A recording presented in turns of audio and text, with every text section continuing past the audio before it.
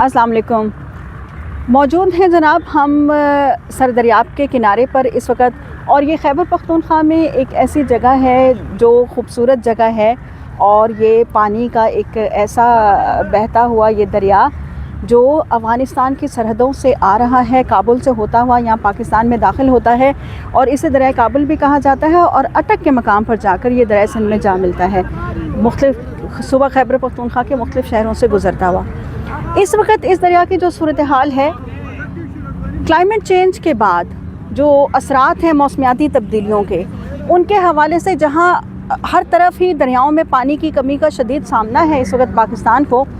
उसमें ये दरिया भी शामिल है पानी की कमी में। आप मेरे अकब में देख सकते हैं कि इस दरिया में पानी बहुत ही कम है, और दरिया के अंदर जो जगह पानी से भरी हुई होती है उस जगह पर अभी इस टाइम पे बच्चे खेल रहे हैं, लोग अपनी गाड़ियां लेकर आए हुए हैं और इधर उधर वो वॉक कर रहे हैं। बहुत ही कम मिकदार है पानी की जहाँ पर इस वक्त कश्तियाँ चल रही हैं, और ये पानी जो है चूँकि ना तो बारिशें हो रही हैं, और बारिशें नहीं ना होने की सूरत में भी पानी कम है, और उसके बाद फिर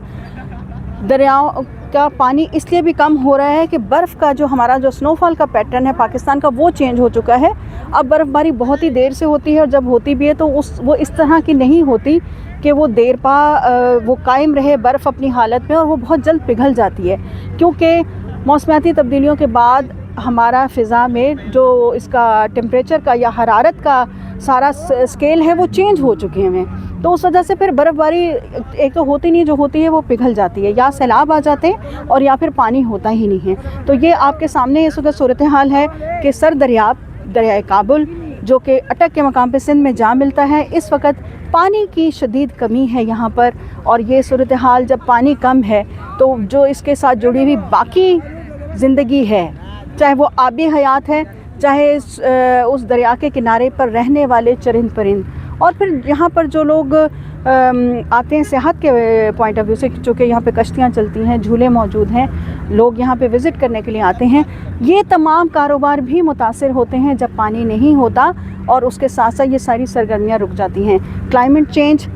और इसके असरात, मौसमियाती तब्दीलियाँ, इसमें जहाँ जहाँ ये एक कुदरत का अमल है, फितरत का तकाज़ा है कि कायनात को तब्दीली की तरफ जाना होता है, लेकिन इस वक्त जिस ख़तरनाक हद तक ये कायनात में तब्दीलियाँ आ रही हैं, इसमें हम खुद कहीं ना कहीं ज़िम्मेदार हैं, और हमें इस बात का ख्याल करना बहुत ज़रूरी है कि हम अपने हाथों से अपने लिए इस कायनात को ज़िंदा रहने के लिए नहीं, बल्कि जीते जी इसको हम एक कब्रिस्तान में बदलते जा रहे हैं। रक्षंदा तस्नीम, नुमाइंदा प्याम खैबर।